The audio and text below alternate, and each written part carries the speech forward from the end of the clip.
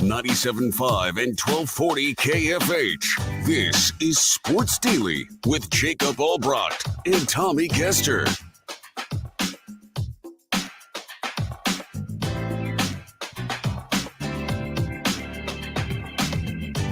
Hey, good morning, everybody. Welcome in. It is Sports Daily on a Tuesday. Jacob Albrocht, Tommy Kester coming to you live here on a Tuesday morning. Dan Israel, our Chiefs insider, joins us.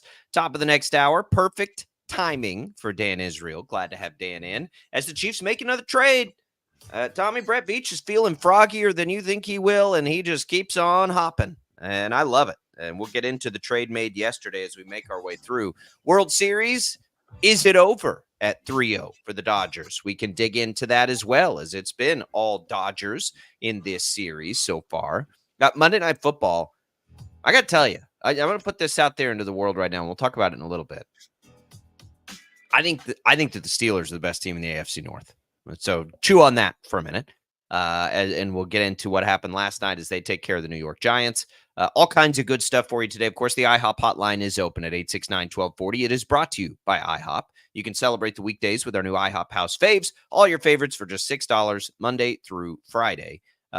We will get into maybe a little bit of K-State moving forward in the week. I know you guys did that with Wyatt Thompson yesterday.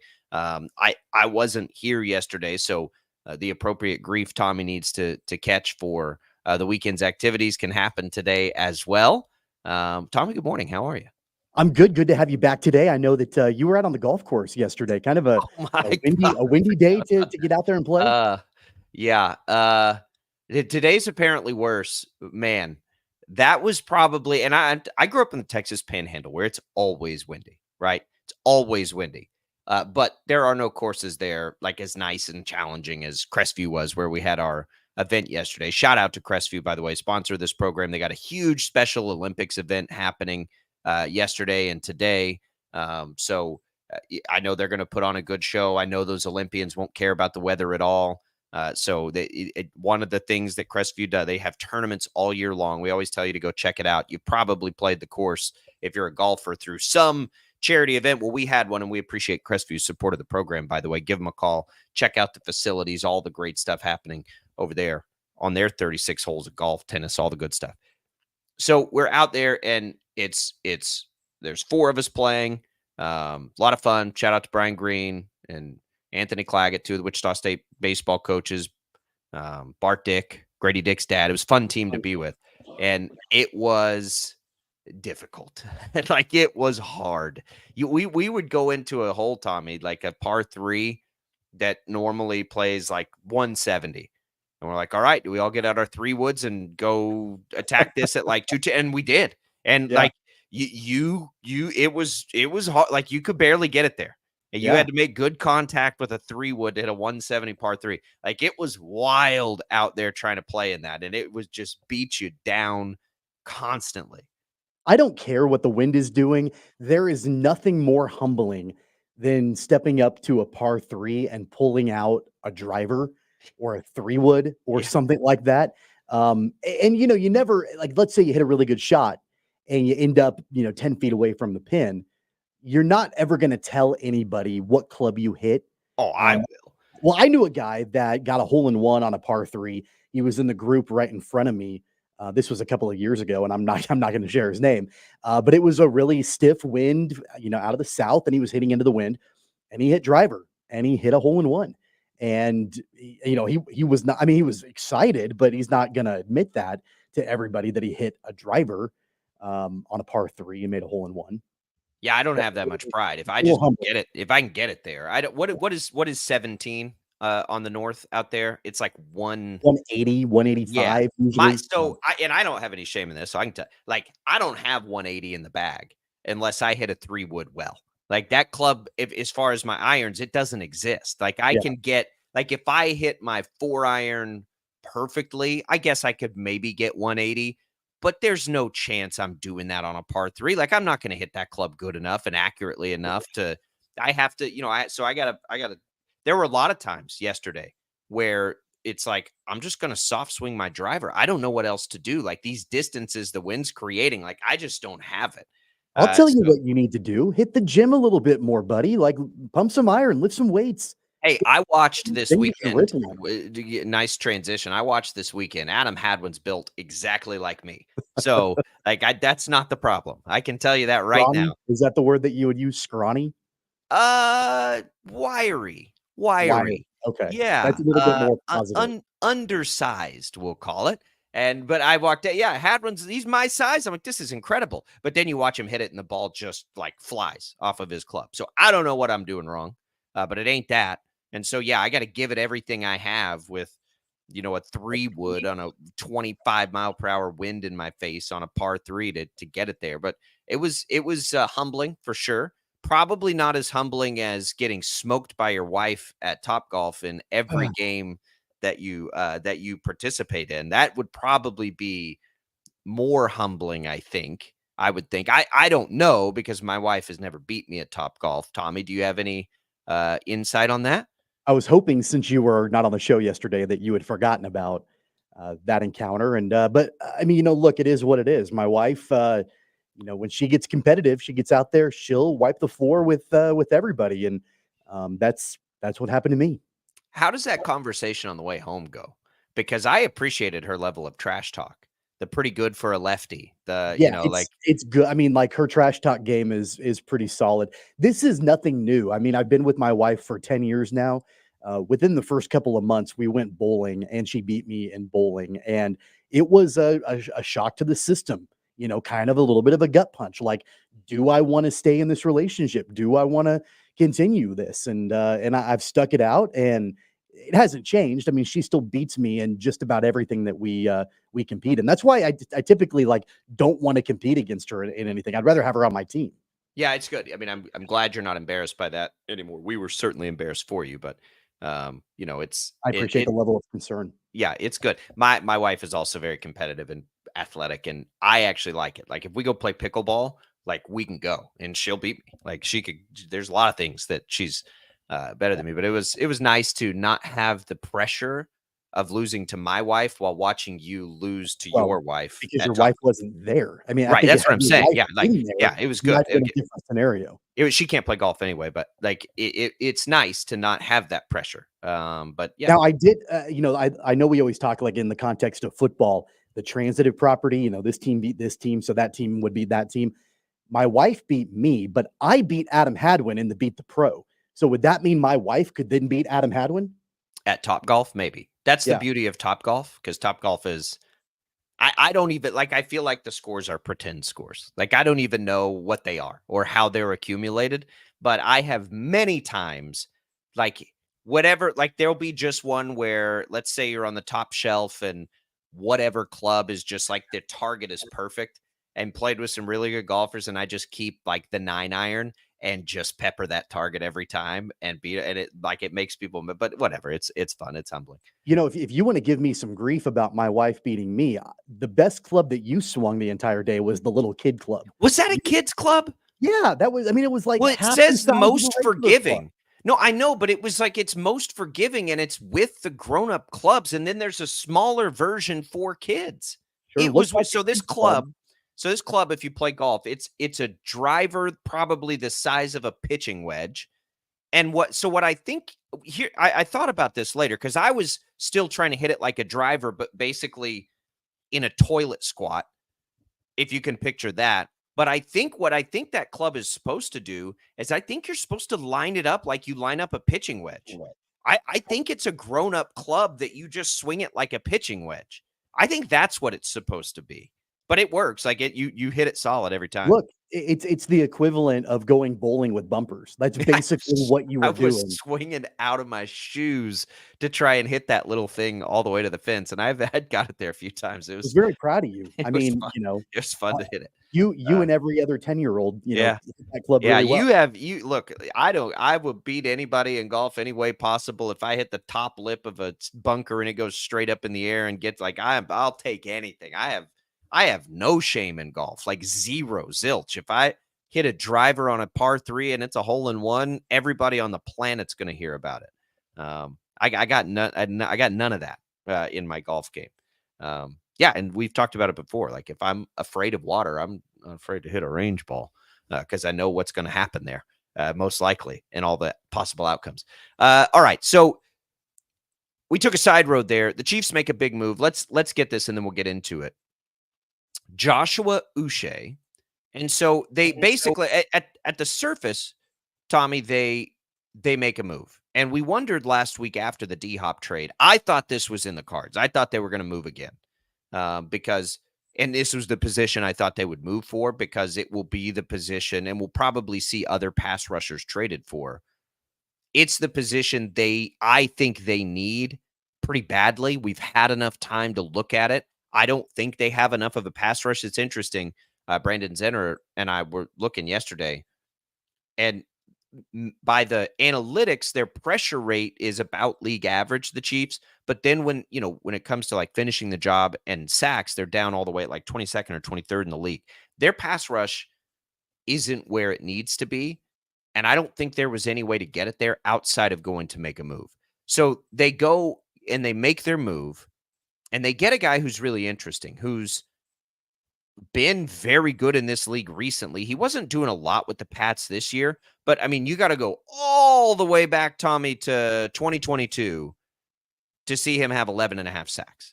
So this is a dude with some juice. Former second-round pick, I think. I love the move, and I love the fact that they made it. And while now I would guess that they're probably done, there's still a week left, and we're seeing teams get better around them. And I just don't think there's any reason they don't stay on the phone. I thought cornerback would have been another, position that they would have maybe looked at defensively, but I'm okay with this move. They only gave up a 6th round draft pick. And so that's fine. I mean, that's kind of a low risk move to make, to bring in Uche. And I mean, at the end of the day, George Karlaftis can't do it by himself. He's played really well. He's had nice games, but he can't rush from both sides at the same time. I mean, I think it shows, number one, the importance of the Chiefs having depth at that position, having more depth at edge rusher, but then also kind of their lack of faith in Felix Anudike-Uzomah and his development. I mean, he's been there, but he hasn't been, I don't even want to say effective. He hasn't been a difference maker, let's put it that way, for the Chiefs so far this season on the other side. And Mike Dana's been all right. I know that they're, expecting Charles Omenihu back at some point this season also, who in a limited role last year looked pretty good. And of course went down with that injury and has been rehabbing that. So I'm fine with this because it provides depth. It also provides impact alongside George Karlaftis. The other thing about the Chiefs defensively is that it's become their identity. It's not just a one-off or a two-off. Like, this is what they've done all season long, is stop the run. The interior defense has been really, really good. But outside of the tackle box, that's really where, they probably could have used an upgrade. And so I'm okay with this move. I think it's the right move, low cost for them to acquire Uche. And he can be, I think a difference maker here pretty soon, because he's had opportunities to do that in his career thus far. I think it's a potentially pretty high impact move. I mean, yes, they stop the run well, and they'll need to do that. But when you lose, Watson at corner, it puts more pressure on your pass rush to bail out, right, the other corners that are there. They didn't have that. And the other thing is, and this is where I'd be curious to get your take on it, because I've read this as being aggressive at the deadline from the outright. You thought they'd be a little more conservative, and they're clearly not doing that. Like, do you think this is a reaction to what's happening around them? Simply a reaction to the injuries? I'm just glad they're doing it, and I think it's necessary. I would say, I think there are teams that have gotten significantly better, and I think they need to be doing this stuff to ensure, even though they're undefeated, and I get all of that. All I'm thinking about is the postseason, and I feel like there are better teams in their way than what I thought there would be, based on their injuries mostly, but based on also like how good we thought those teams would be. I think it's a matter of they need to get better as much as anything else if they want to win this third Super Bowl. Yeah, I just think reinforcements are, what's on the table for them, because their identity, and I mentioned this a few minutes ago, and I've said this multiple times before, their identity is such where they're not going to implement shock and awe, that they're going to sneak up behind you, and then all of a sudden they're beating you. That's what this team has done all season long. And so I think that they sneakily would like to continue that for sure because that's worked for them. But the margins have been really small for Kansas City. I mean, you take away a couple of situations, they could very easily, be 4-3 or 3-4 or something like that. If a couple things go differently for Kansas City. So I think really all this is, I honestly don't believe that it is in reaction to anything that any other team has done or a success level of any other team.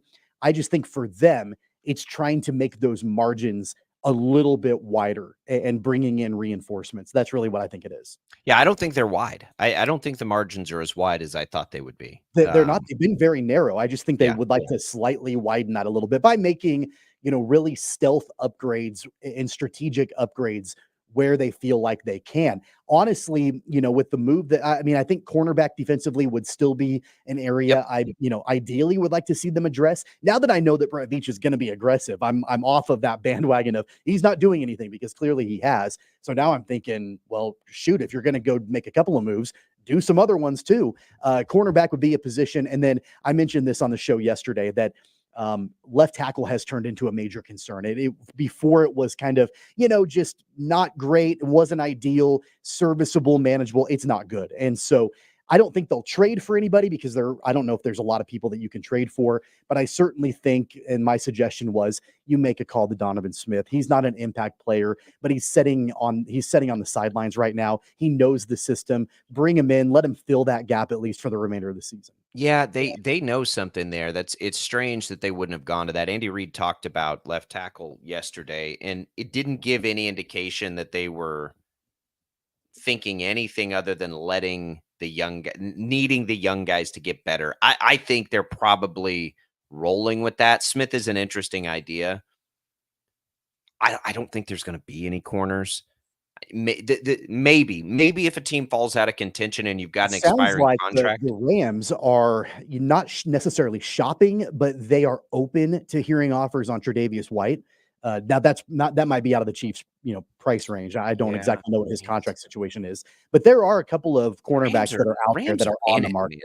The Rams are in it. They don't need to be doing anything to make themselves worse. Here's yesterday that McVay was, that they're open to having and I think a lot of it more is like they're open to anything, whether that's signing him to a long-term deal or putting him in a better situation. And I think there are a couple of other players in the secondary that are like that. So here's one to file away too, and a name that we've talked about, and probably, like way probably the ship has sailed on this. But I'm just reading here this morning that like Deontay Johnson Adam Schefter's reporting that he is expected to be traded. So that's interesting. They did clear up money. I don't know how much of that Uche takes up. That's why I thought they would make another trade last week, by the way, when they cleared up the money, the $5 million or whatever that they did through some restructuring with Jawan Taylor. That's when I was like, all right, they're going to make another move here because they didn't need to do that. Like they didn't have to do it. They did it. And it's like they're freeing up cap space. Deontay Johnson's contract's a little bit more complicated, but I don't know how much of that, like in the Titans deal, how much of that this year money can be eaten. He's still an elite level difference making type player. I don't know with all the injuries, if you're the Chiefs, you just say, well, it's a 1-year rental type thing. Do we go ahead and push it in? And now you're talking about probably a second or third round pick at that point on the price point. I don't think so either. And I think it would be highly, highly, highly unlikely. I don't bring it up just for the Chiefs. I bring it up because now the competition also has a chance potentially to go after Deontay Johnson. And, like the Steelers aren't going to do it. He already left there, right? And we'll get to the Steelers in a little bit. But, do the Bills really push it all in and go do something else? Like, could the Ravens get in on a move like that? The Chargers, what would they do with an elite level number one type receiver? Like there are a lot of really interesting places where I saw his name pop up, and it's like, God, you almost just want to keep him off the market if you're the Chiefs, because he's the kind of player for a team that could make an absolute impact. He's very good. He's very good. And now if he's back on the market, that's going to make somebody a whole lot better. I don't know who it's going to be. I don't think it's going to be the Chiefs, but there's almost a cat and mouse game there of like, where does he go? Yeah, it's not going to be the Chiefs. The team that I don't think they can afford it. Well, yeah, and the team that just stands out to me like a sore thumb that I can absolutely see making a move, the Houston Texans. They've lost Nico Collins for a few weeks. Steph Diggs exited the game on Sunday with a knee injury. They're a team that they feel like they absolutely should contend for a title this year. They need reinforcements at wide receiver due to injuries. Their top two guys are, currently injured. So that's where I would look for sure.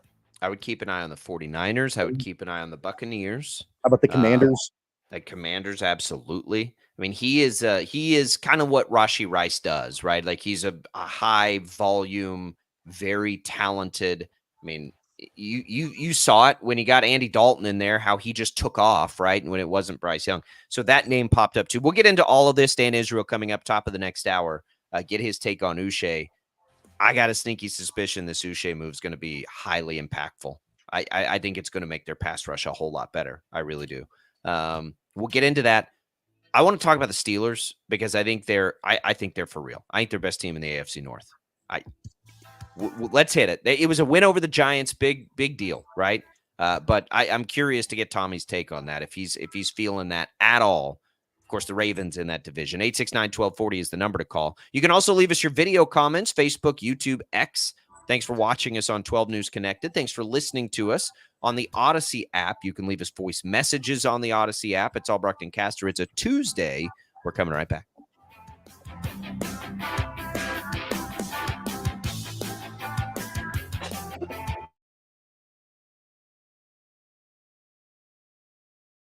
A mourning widow sells her husband's car trying to move on, but the checks came back in his name. How do they expect him to cash this check? Looking for answers, fact-finder Brandon Stitt went to the Department of Revenue.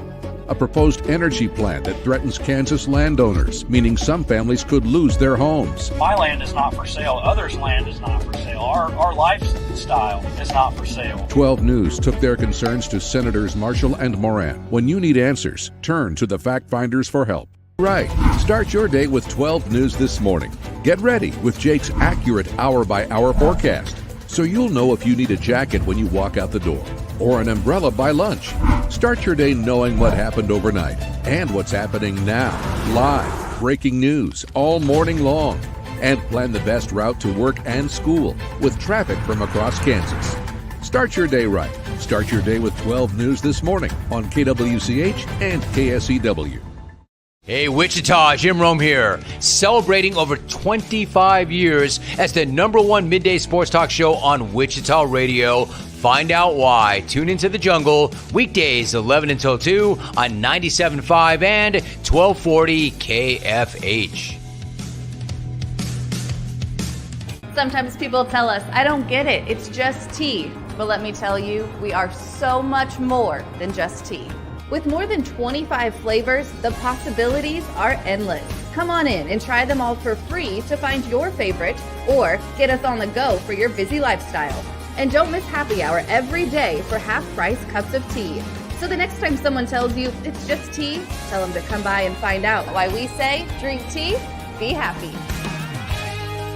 Clouds are not just the canvas of our imagination. They tell a story. Clouds affect the events of your day.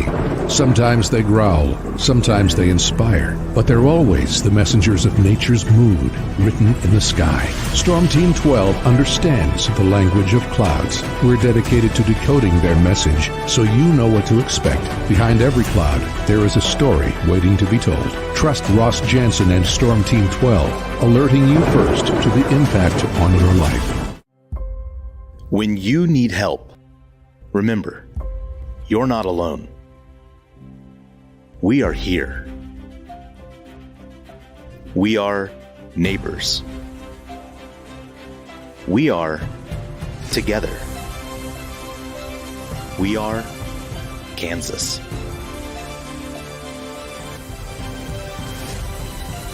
We are 12 News.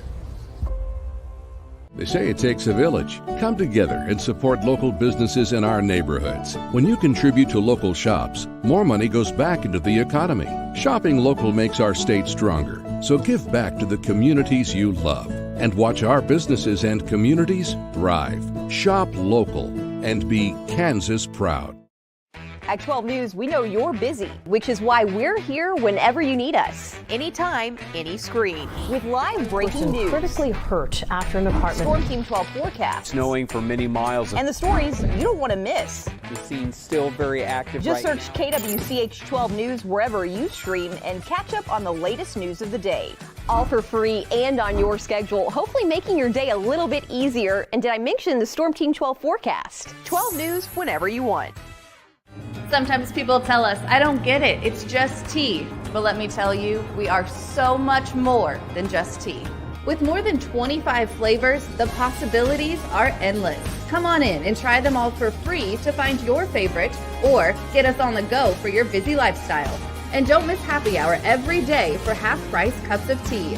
So the next time someone tells you it's just tea, tell them to come by and find out why we say, drink tea, be happy. Determining fact from fiction. That's our full-time job. You need to have someone give you the whole story from every side. To help you when no one else is listening. You need someone to put you first. That's what we do. We bring you the facts first. When you need it. Wherever you are. 12 News. Facts first.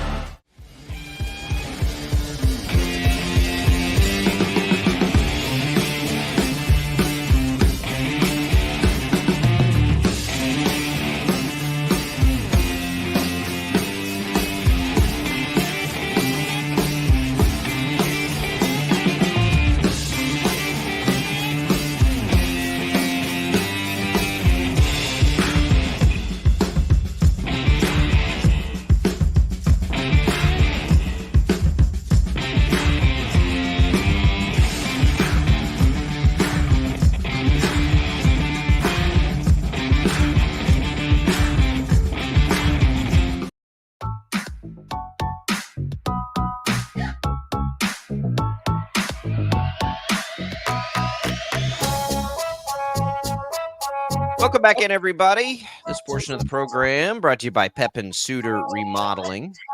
So glad to have them in support of the program here. Pepin Suter did a kitchen remodel for us. We've got them on board, all your home remodeling needs.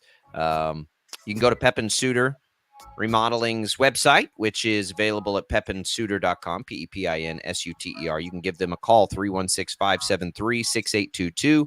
Say this all the time. Easily the best bid we got on our project by a long shot. And then the work they did was really good, or we wouldn't, I wouldn't get on here and recommend it. But the other thing is they took really good care of our family. They had fake countertops for us to be able to use. We had access to our refrigerator. They cleaned up every day. They did everything they could to make sure the process was as painless as possible in a kitchen remodel. And we couldn't recommend them enough. Pepin Suter Remodeling. Give them a call for all your home remodeling needs today. All right, Tommy. Monday Night Football.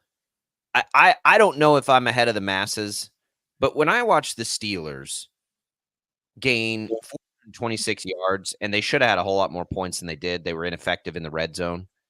They should have at least had 30. They had a touchdown called back. Russell Wilson has provided them what they need. That's a good defense they played last night. And in fact, the defense is probably what kept the Giants in the game as long as it did. That pass rush, they can run the ball now.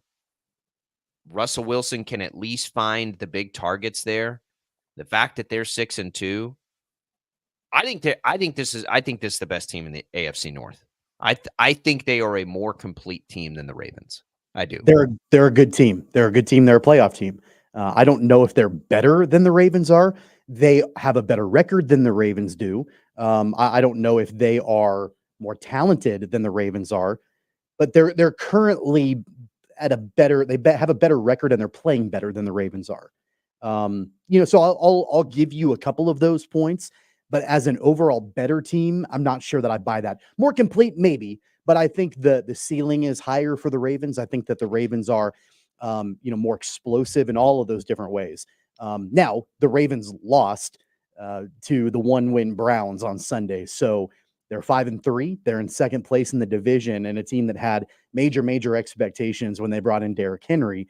They should be better than 5-3 right now, that's for sure. But it doesn't take anything away from the Steelers. I think they're a good team, and I think that I was wrong when I thought that they were making a mistake moving away from Justin Fields this season. I thought that they needed to stick with Fields and see what they really have in him. But their offense has worked a lot better under Russell Wilson.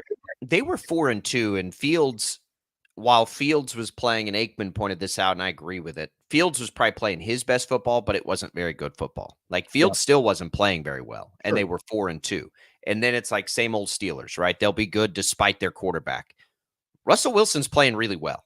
And he, at minimum, has the ability to get the best out of a receiver as good as George Pickett. Like, that is a pretty perfect combination.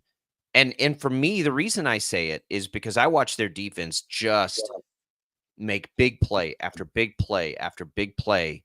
And I watch the Ravens, who have lost games, not just now to the Browns, but to the Raiders. But listen to these. This is my problem with Baltimore. Here's what they've given up this year: 27, 26, 25, 10, 38, 23, 31, and now 29 points. Their defense kind of sucks. And so, like, that's when I look at it and say that and because I love the addition of Derrick Henry. I think Lamar Jackson's playing his best football, but their defense is not very good. Like, not really good. They're just not very good. And so when I see a team like the Steelers, who are balanced, and I think about a cold weather game with them, where really they're just trying to get a couple of big plays out of the passing game, run the ball, and let loose your pass rush. We know what a pass rush can do in the postseason. It can totally disrupt everything. I look at the Steelers right now, and I think, like, they're at minimum a real competitor for the Super Bowl, like at minimum. But I think at the top end, they may be the biggest competitor for a Super Bowl. Look, I think that as far as they play the Chiefs, by the way, on Christmas, which will be good. Yeah, they do. That'll be a really good game. Just looking at the Ravens schedule, I think it's more difficult than the Steelers' schedule is for the remaining games. I mean, the Ravens have maybe 2 games on their remaining schedule that you could probably for sure pencil in as wins. They get the Browns again. I would imagine, that's the final game of the season, and that's at home. I would imagine that, they'll be able to take that, and because I'm sure that they're pretty upset about losing to Cleveland on Sunday. So that's there. And then they go on the road to New York to take on the Giants. But other than that, I mean, they've still got the Steelers twice. They've got the Texans. They've got, the Bengals. They've got the Broncos, who are 5-3. So they've got good teams remaining left on their schedule. The Steelers do as well, but not quite at that level. I mean, obviously the Steelers play the Chiefs. They play the Eagles. They play the Ravens, of course, twice, but they still have the Browns twice. They've got, I don't know. I think that overall the Ravens schedule is a little bit tougher down the stretch than Pittsburgh is. But if, again, I continue to go back to, if the Ravens are able to play to their potential, they didn't on Sunday, but if they can play to their potential, I do think that they're a more talented team from top to bottom than Pittsburgh is. I just think that Pittsburgh has been able to execute better. Pittsburgh has right now, behind Buffalo, the best point differential in the AFC. If I'm looking at Denver's right there, man. Denver has a better point differential than Kansas City. Can you believe that? If I'm looking right now in the AFC, and I'm just, because really the only thing that matters is the postseason, because we're paying attention to the Chiefs, and it's Super Bowl or bust and all that. If I'm looking across the AFC now and I'm trying to like power rank teams in the postseason and like threat level to the Chiefs, it's close right now for me between Baltimore, Pittsburgh, and Buffalo. I would like to put Houston there, but I don't have them there right now. They're not. Look, they're 6-2. They're maybe when they get healthy, that changes back. But right now, I'm not putting them over any of those 3 teams. And the trade deadline is going to make an impact here. Denver, not a good enough quarterback. Chargers, they need a little more firepower offensively that maybe they could acquire and become a contender. Cincinnati, they lost again.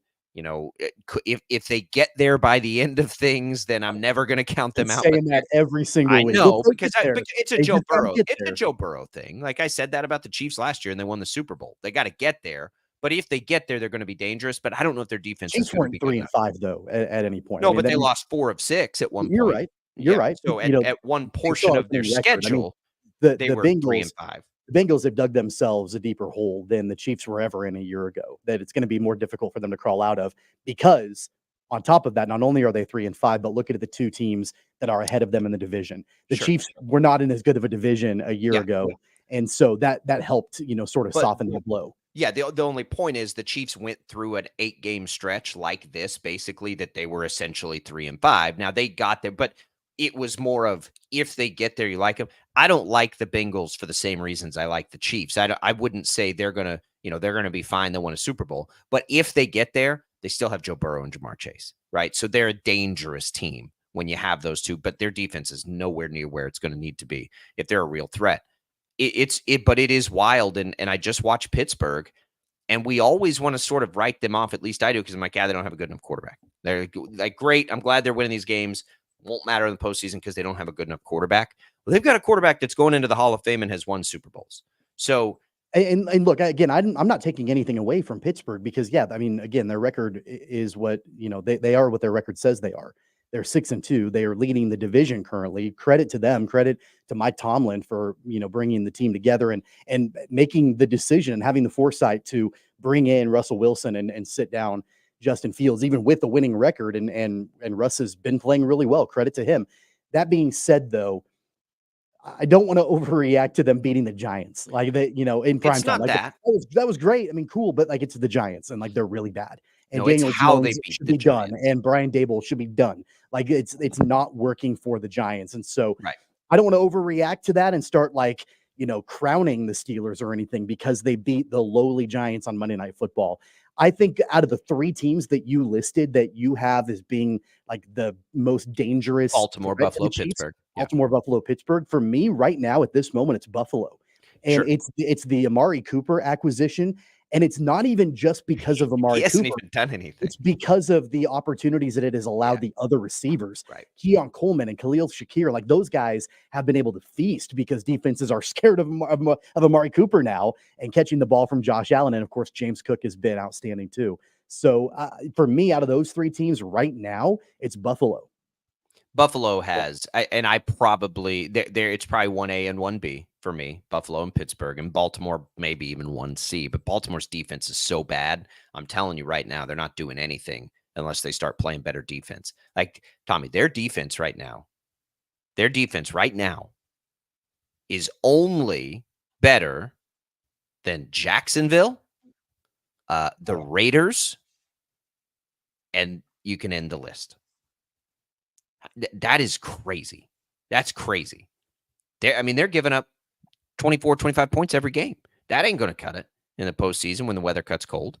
It's just not. And so we'll see. And they have an opportunity to also get better between now and then. And listen, the reality for the Chiefs is all 3 of those teams are very real threats and contenders, more so probably than I thought any of them would be. With the exception of Baltimore because of the Derrick Henry acquisition, you're like, oh, okay, yeah, they're going to be a threat. I think all 3 of those teams are significantly better. And for Pittsburgh, I get it. They beat the Jets last week. They beat the Giants. I don't want to overreact to that either. It's not so much that they won those games. It's just watching, A, the pass rush and knowing how big a deal that can be in the postseason, and B, Russell Wilson bring a dynamic to this offense that hasn't been there for years, which is the ability to make an explosive play. Like they have, like you couldn't count on them for an explosive play for the last 3 years if their lives depended on it. Well, now they have that, and look what it's done for their run game, and look what, like that's the part of it for me when I think about the postseason. If their defense can do that, they may only need 2-3 explosive plays in a game. That might be enough. Yeah, the Ravens need to channel what they did defensively in week 4 when they played the Bills and they held the Bills to 10 points. I don't even know how that happened. 236 total yards.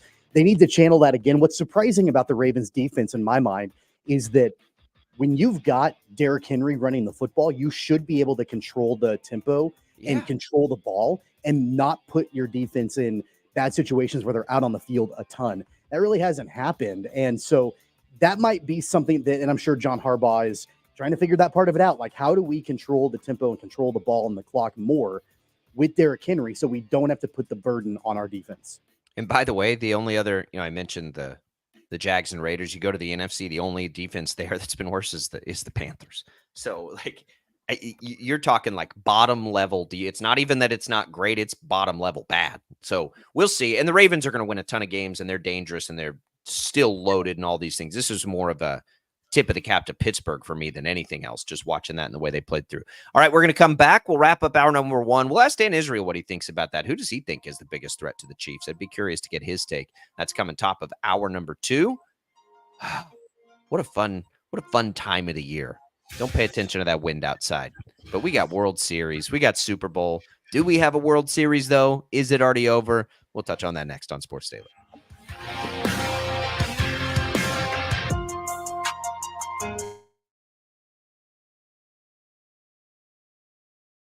A mourning widow sells her husband's car trying to move on, but the checks came back in his name. How do they expect him to cash this check? Looking for answers, fact finder Brandon Stitt went to the Department of Revenue. A proposed energy plan that threatens Kansas landowners, meaning some families could lose their homes. My land is not for sale. Others' land is not for sale. Our lifestyle is not for sale. 12 News took their concerns to Senators Marshall and Moran. When you need answers, turn to the fact finders for help. Right. Start your day with 12 News this morning. Get ready with Jake's accurate hour-by-hour forecast, so you'll know if you need a jacket when you walk out the door or an umbrella by lunch. Start your day knowing what happened overnight and what's happening now. Live, breaking news all morning long. And plan the best route to work and school with traffic from across Kansas. Start your day right. Start your day with 12 News this morning on KWCH and KSEW. Hey, Wichita, Jim Rome here, celebrating over 25 years as the #1 midday sports talk show on Wichita Radio. Find out why. Tune into The Jungle, weekdays 11 until 2 on 97.5 and 1240 KFH. Sometimes people tell us, I don't get it, it's just tea. But let me tell you, we are so much more than just tea. With more than 25 flavors, the possibilities are endless. Come on in and try them all for free to find your favorite or get us on the go for your busy lifestyle. And don't miss happy hour every day for half-price cups of tea. So the next time someone tells you it's just tea, tell them to come by and find out why we say drink tea, be happy. Clouds are not just the canvas of our imagination. They tell a story. Clouds affect the events of your day. Sometimes they growl, sometimes they inspire, but they're always the messengers of nature's mood written in the sky. Storm Team 12 understands the language of clouds. We're dedicated to decoding their message so you know what to expect. Behind every cloud, there is a story waiting to be told. Trust Ross Jansen and Storm Team 12, alerting you first to the impact on your life.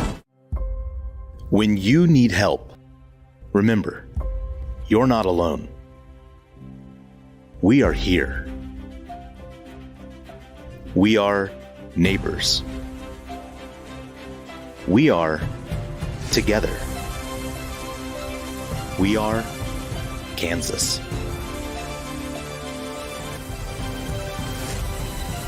We are 12 News. They say it takes a village. Come together and support local businesses in our neighborhoods. When you contribute to local shops, more money goes back into the economy. Shopping local makes our state stronger. So give back to the communities you love and watch our businesses and communities thrive. Shop local and be Kansas proud. At 12 News, we know you're busy, which is why we're here whenever you need us. Anytime, any screen. With live breaking news. Critically hurt after an apartment. Storm Team 12 forecast. Snowing for many miles. And the stories you don't want to miss. The scene's still very active. Just search KWCH 12 News wherever you stream and catch up on the latest news of the day. All for free and on your schedule, hopefully making your day a little bit easier. And did I mention the Storm Team 12 forecast? 12 News whenever you want. Sometimes people tell us, I don't get it, it's just tea. But let me tell you, we are so much more than just tea. With more than 25 flavors, the possibilities are endless. Come on in and try them all for free to find your favorite or get us on the go for your busy lifestyle. And don't miss happy hour every day for half-price cups of tea. So the next time someone tells you it's just tea, tell them to come by and find out why we say, drink tea, be happy. Determining fact from fiction. That's our full-time job. You need to have someone give you the whole story from every side. To help you when no one else is listening. You need someone to put you first. That's what we do. We bring you the facts first. When you need it. Wherever you are. 12 News. Facts first.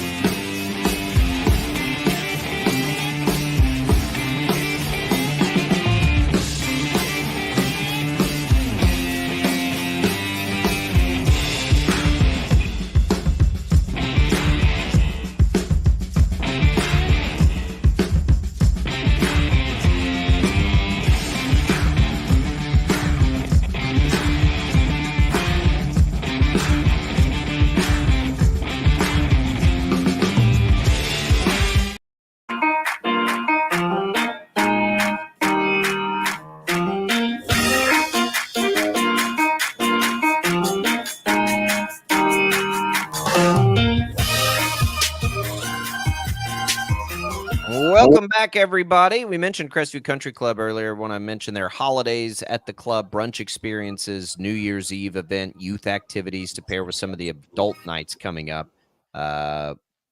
They've got Thanksgiving brunches. They make Thanksgiving meals. We utilize that, by the way. We have the last 2 or 3 Thanksgivings where we take theirs and bring it home. So the HDO stores, Thanksgiving's like the biggest week of the year. It's an insanity. And I always work TV on Thanksgiving. So we have utilized that. They get it all ready for you. You take it home, you finish cooking it. It's been really nice. But that's all coming up at Crestview. We appreciate their, support of the show. Tommy, the Dodgers are trying to wrap this thing up quicker. I think even if you're a Yankee hater like me, quicker than I had hoped. They have a chance to do it tonight in New York. I wanted a competitive series. I'm having an internal struggle. Like, as much as I would love to see the Yankees get swept, I would like to stretch this out and have it be a better series. Probably. I don't know. You're getting a good thing either way there. I got no love lost for the Yankees, so it'll be fine if they do it. But yeah, it's not over. I don't buy into the calling things early. It's very likely over, but we've seen 3-0 decimated. And I would say that I think this is a talented enough team if they were going to do it. The problem is you got to imagine beating the Dodgers 4 times in a row. It's more about, beating that team that many times in a row that makes it hard. I think you can call it. It's over. I mean, the series is over. The Dodgers, you like to do that more than I do. The Dodgers will win it tonight. Did you? I know you didn't watch the game yesterday because you were locked in on Russell Wilson and what the Steelers were doing. I had them both on. The Giants. Did you catch the Yankees' body language throughout the entire game? Like, they looked 1,000% defeated. They looked like the World Series was already done and over with last night. And really, this series in my mind was over as soon as Freddie Freeman hit the walk-off grand slam on Friday night. I mean, it was done at that point. Like, that was so deflating. That's really hard to come back from. I told my wife, we were watching it together. She might have fell asleep, but I woke her up and I told her what had happened. And I said, it's done. Like, it's over at this point. That's hard to come back from if you're the Yankees. They've not been able to bounce back from that. Of course, they threw Garrett Cole in game 1, didn't get the win. They threw Carlos Rodon in game 2, didn't get the win. Yep. Now, I know that their backs are clearly up against a wall now, and you never know what will happen with a desperate team in that scenario. But, man, just watching them in the dugout last night, you would have thought that they were at a funeral and not the World Series. And as far as I'm concerned, it's done and over with. Yeah, I mean, look, it's never done till it's done. I fall more in line with that. It's very likely to be done, but everyone, when the Yankees were up 3-0 on the Red Sox, said that series was over too, and it obviously wasn't. But that Red Sox team did have a little more swag to it. at the time. They've got to channel that. If they can get one, if they don't get swept, I think it improves, the possibility that what you're talking about could turn around. You're at home. The problem for the Yankees, I think, is when Aaron Judge doesn't go well, like they're a more pitchable team than like the Dodgers, for instance. Their sluggers strike out. And here's what I love about baseball, and I probably am going too big picture with this, but man, it sure feels like that old Billy Bean 3 true outcome things just like flying out the window. Like if you strike out a ton, you're going to be in trouble. And right now they're striking out a ton and they're in trouble. And you can't always get bailed out by the home run. And I hope that baseball holistically makes that change, because I think it provides a much, much better product. Freddie Freeman very likely will be your MVP. I think I put a futures on Kike Hernandez. We talked about Stanton. Freeman, there probably not a lot of bets on Freeman, at least before the series, because we all thought he needed a walker to get around to first base. Well, and I think that, it's interesting that a former MVP can get overshadowed by multiple other players on both rosters. He wouldn't have if he wasn't hurt. I mean, did you see him in the series before he could barely get to first base? I think he still would have been, solely because his name is not Judge or Shohei. And, Mookie Betts kind of gets overshadowed. Giancarlo Stanton kind of gets overshadowed, just simply because, again, they're not Judge and Shohei. But, man, Aaron Judge, I don't know if there's been another player that is so dominant in the regular season and just completely disappears in the postseason. And that's unfortunately what's happened to him. And, I do kind of feel bad for him, because that's a whole lot of pressure in an environment and in a market where you can't get away with that. And when it matters the most, he's not been able to show up. I think he's pressing, I think he's pushing. In my mind, it's done tonight. I think the Dodgers sweep. I haven't even looked at I won some money with the Dodgers last night because I thought they'd win. I haven't looked at the pitching. I'll have to look at the pitching matchup. I don't have a game specific prediction for you yet. But we'll get into that in the second hour. When we come back, a couple things we want to pick the brain of Dan Israel with, as it pertains to the Chiefs. They get the win against the Raiders. Things from that game, things to the future, and things bigger picture that we've sort of been pondering here in this first hour. Dan Israel, executive producer of the Chiefs Radio Network, our Chiefs insider, joins us in the next segment. Keep it here, Sports Daily, coming right back.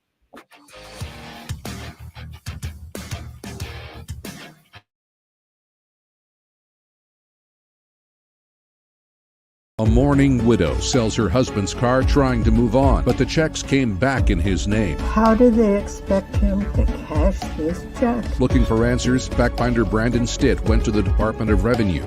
A proposed energy plan that threatens Kansas landowners, meaning some families could lose their homes. My land is not for sale. Others' land is not for sale. Our lifestyle is not for sale. 12 News took their concerns to Senators Marshall and Moran. When you need answers, turn to the fact-finders for help. Right. Start your day with 12 News this morning. Get ready with Jake's accurate hour-by-hour forecast, so you'll know if you need a jacket when you walk out the door, or an umbrella by lunch. Start your day knowing what happened overnight and what's happening now. Live, breaking news all morning long. And plan the best route to work and school with traffic from across Kansas. Start your day right. Start your day with 12 News this morning on KWCH and KSEW. Hey, Wichita, Jim Rome here, celebrating over 25 years as the #1 midday sports talk show on Wichita Radio. Find out why. Tune into The Jungle, weekdays 11 until 2 on 97.5 and 1240 KFH. Sometimes people tell us, I don't get it, it's just tea. But let me tell you, we are so much more than just tea. With more than 25 flavors, the possibilities are endless. Come on in and try them all for free to find your favorite, or get us on the go for your busy lifestyle. And don't miss happy hour every day for half-price cups of tea. So the next time someone tells you it's just tea, tell them to come by and find out why we say, drink tea, be happy. Clouds are not just the canvas of our imagination. They tell a story. Clouds affect the events of your day. Sometimes they growl, sometimes they inspire, but they're always the messengers of nature's mood written in the sky. Storm Team 12 understands the language of clouds. We're dedicated to decoding their message so you know what to expect. Behind every cloud, there is a story waiting to be told. Trust Ross Jansen and Storm Team 12, alerting you first to the impact on your life. When you need help, remember, you're not alone. We are here. We are neighbors. We are together. We are Kansas.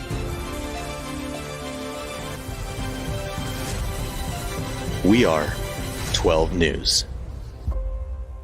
They say it takes a village. Come together and support local businesses in our neighborhoods. When you contribute to local shops, more money goes back into the economy. Shopping local makes our state stronger. So give back to the communities you love and watch our businesses and communities thrive. Shop local and be Kansas proud. At 12 News, we know you're busy, which is why we're here whenever you need us. Anytime, any screen. With live breaking news. Critically hurt after an apartment. Storm Team 12 forecast. Snowing for many miles. And the stories you don't want to miss. The scene's still very active. Just search KWCH 12 News wherever you stream and catch up on the latest news of the day. All for free and on your schedule, hopefully making your day a little bit easier. And did I mention the Storm Team 12 forecast? 12 News whenever you want. Sometimes people tell us, I don't get it, it's just tea. But let me tell you, we are so much more than just tea. With more than 25 flavors, the possibilities are endless. Come on in and try them all for free to find your favorite or get us on the go for your busy lifestyle. And don't miss happy hour every day for half-price cups of tea. So the next time someone tells you it's just tea, tell them to come by and find out why we say drink tea, be happy. Determining fact from fiction. That's our full-time job. You need to have someone give you the whole story from every side. To help you when no one else is listening. You need someone to put you first. That's what we do.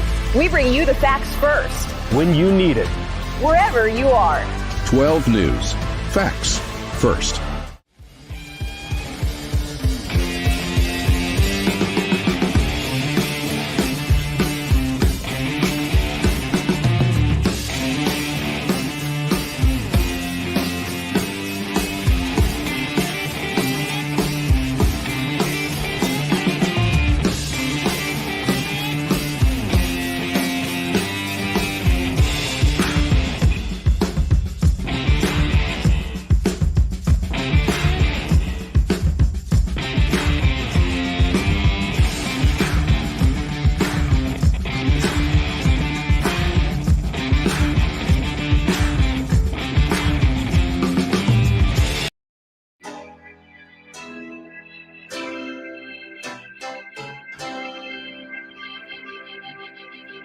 Now, from Wichita's most listened to sports radio, 97.5 and 1240 KFH. This is Sports Daily with Jacob Albrocht and Tommy Kester. Caught! Touchdown! Kansas City! Hey, Chiefs Kingdom, we have you covered. Joining Sports Daily Live, executive producer of the Chiefs Radio Network, Dan Israel. And welcome in hour number 2. Dan Israel joining us here, our Chiefs insider. Glad to have Dan in for a weekly visit. Always appreciate the time. Jacob Albrocht, Tommy Castor with you. Jad Chambers producing. IHOP hotline will open back up in just a little bit at 869-1240. Dan, we look at the Chiefs. They're making trades. We'll get into all of that bigger picture, but let's look back a little bit at the Raiders game first. I thought, game plan wise, the Raiders probably defensively, if you're the Raiders and you come in and you say you're going to hold the Chiefs to under 100 yards rushing, and Patrick Mahomes, while he looked efficient and good, didn't light the world on fire. I think you probably feel pretty good about that if you're the Raiders, but boy, they just couldn't get anything going on the ground, which that's kind of what the Chiefs do, right? They're just taking that away from people. Yeah, I'm still stunned that their head coach Antonio Pierce came out and said we have the recipe now to beat the Chiefs, because they didn't. And that's tough, man. That's a gauntlet. You drive that streak into the ground, and it's going to bite somebody. It ended up biting on the Las Vegas Raiders. But look, I think the Raiders are getting better. I just don't think they're as complete a team as the Chiefs are, and I don't think anybody expected them really to. I think we made it a closer game than people were expecting. Travis Kelce, Dan, it was the kind of the second game in a row that, he was extremely involved offensively and has kind of shaken off, I feel like, that slow start, to an extent. Is that a byproduct of just him getting going? Or, has there been in your mind a deliberate attempt to really get him that much more involved?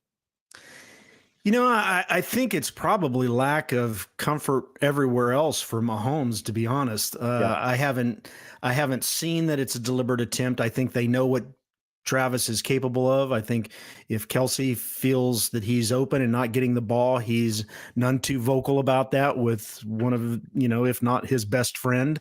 So I would say it's just been, the situation, but it sure was good to kind of see flashes of the old Travis Kelce, because look, we're going to need him the rest of this year and definitely into the playoffs. And so, for everyone who thought, well, the wheels have come off the cart, not quite so quick there, folks.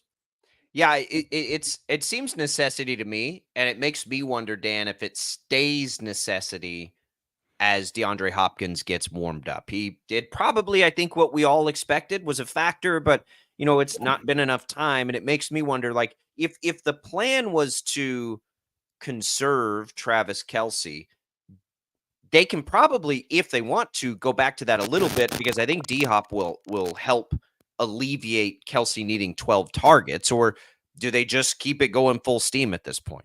No, I think you're right, Jacob. I think one of the things about DeAndre Hopkins and Travis Kelce combined is they're both that kind of third down, get a first down guy.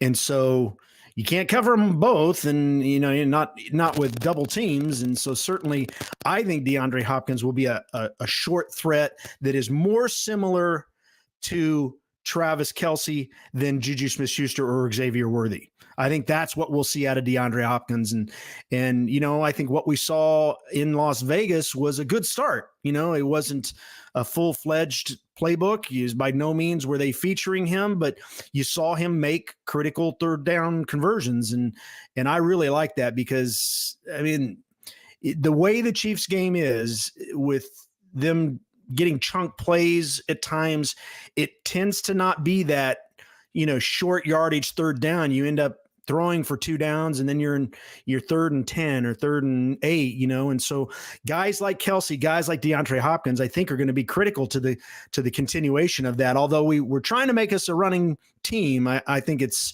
you're still going to see slivers of previous offenses in there for sure.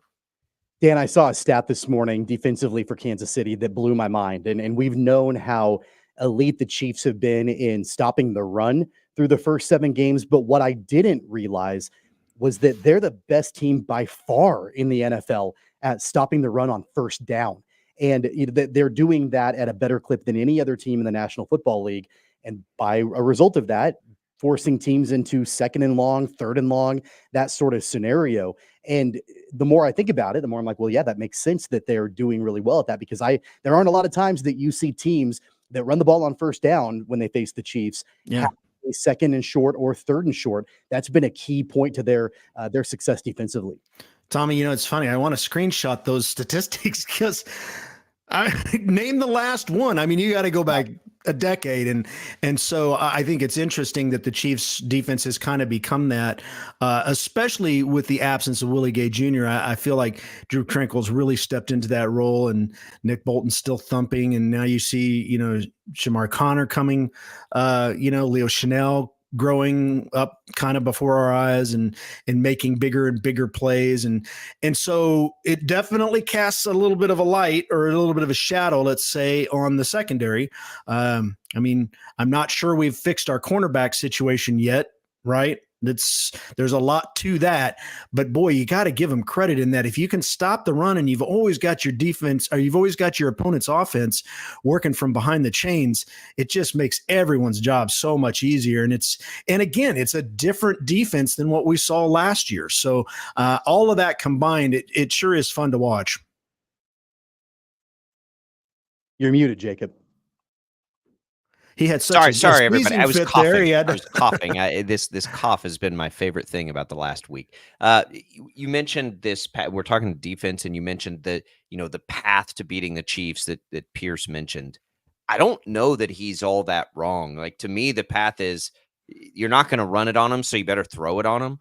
And I think that's a big part of the reason we saw the Uche acquisition yesterday. Yeah. I don't know how much better they're going to be able to get with the injuries at corner, but what they can clearly get better at is rushing the passer, which will help the pass defense, which they probably just did. This is a guy with a high pedigree. I know his numbers haven't been there this year, but boy, he had 11 and a half sacks back in 22. So it's just what the doctor ordered, isn't it? I think that is I think Pierce is right. You're going to have to throw on him because you're not going to run on him. That's the ticket. So what can the Chiefs do to counter that? They can get a better pass rush. Yeah, I think some people too are questioning this Uche acquisition as maybe a concern for Omenahu's return, but you got to keep in mind this is a very good Chiefs deal. I mean, there's very little money involved in here. You've got a guy who's midway through his career. I think he's played 5 or 6 years. He's 26, so he's not seen the best of it yet, and so or at least he's certainly not over the hill. And so I think you get something out of him, and for what you paid for him, a 6th-round pick. If he's a contributor at all, I mean, we look at 6th and 7th round picks and go, whoa, they got on the field, right? I mean, they weren't special teamers. So I feel like this is another good trade with Veach. I think, if you look at these last 2 weeks, and we were clamoring for it, right? We wanted something to happen, and he went out and got some stuff done. And I really feel like, is it going to turn the corner? Is this going to make the Chiefs, a completely different defense? Absolutely not. I just think it's one more piece to the puzzle. And it's exactly what you said is the more pressure you get on that quarterback, the less time he has to deal with the secondary and the less time the secondary has to deal with him. The Chiefs are 7-0, Dan, and there's been a lot of good. There's been a lot of, some things that probably could be improved slightly. But then in my mind, there's one area that I just, at this point through 7 games, I'm kind of sounding the alarm in my head, like they've got to do something about, and that's left tackle. For me, it's gone from just being not great, but serviceable.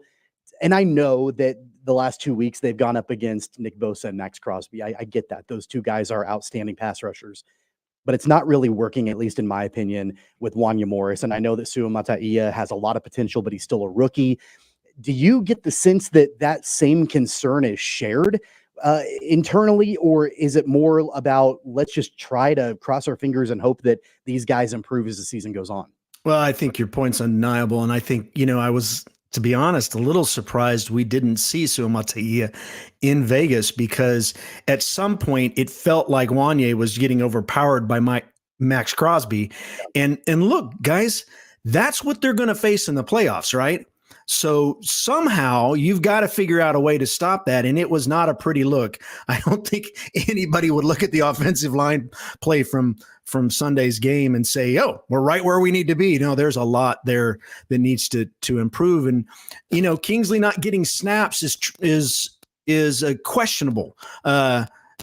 Why? Do they feel like Wanya is that clearly ahead of Kingsley, and or is it just hey, leave the guy in there? He's got to get a rhythm going. But by the time you're midway through the third quarter, and a guy is still making penalties and getting holding calls on him, I feel like they would have made a hook if the roles were reversed and Kingsley had been out there. I think they would have made the hook in Sunday's game. So I was a little surprised it didn't happen, to be honest with you.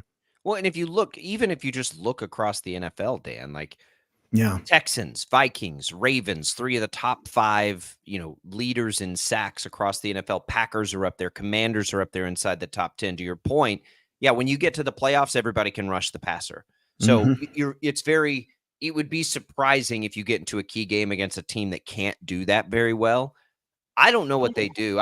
Andy Reid talked yesterday, and there's nothing that he's saying that's giving me any indication other than they're just going to have to sort of roll with it. I don't know what they can do. Left tackles aren't falling off trees. At what point in your just memory or recall do you remember a young offensive lineman, really at any position, making that turn mid-season or late in the season. I would imagine it happens. You know, we know at wide receiver it happened for Rashee Rice at a certain time, and like we can see that. But for an offensive lineman, it feels like they can kind of just come in and do it, or they can't. Like I don't remember one getting markedly better over the course of a season. I think to a large degree you're right. I think, you know, if you look back, and I know Will Shields was a guard, but he had a tough rookie season. Wanye's not a rookie. John Alt, remember, he struggled with injury and kind of coming, but you're right. I mean, you're kind of either made, it's, you know, it's, I look at it like an old oak tree. You're either an oak tree or you're not. And no amount of, you know, wishing a guy was an oak tree, if he's a, you know, Bradford pear, doesn't work to bury this analogy.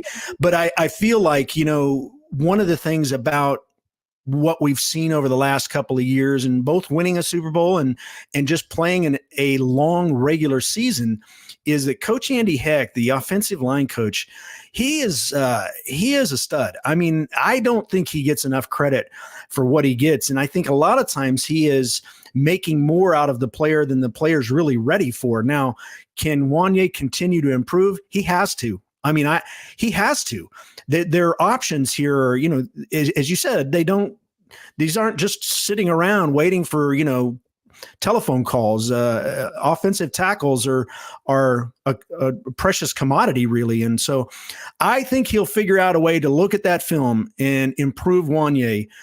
It won't be overnight. I don't think it will be something like this week we go, wow, was that a different Wanye Morris or not? Otherwise, we would have seen similar kind of traits out of Antonio Brown in years prior. And so, but I think it'll improve. And you know, if you can knock two of those penalties out and extend two possessions, maybe where you weren't, you know, you killed drives on the field, that's a big deal. And so, you know, as the Chiefs try not to make these games close, every single possession counts, and somehow he's just got to figure out a way to generate competition. Coach Heck has to figure out a way to generate competition and get those guys to improve a tick each game. Each time they go out, they got to get a little better. Looking at this team as a whole, Dan, it's interesting, the power rankings.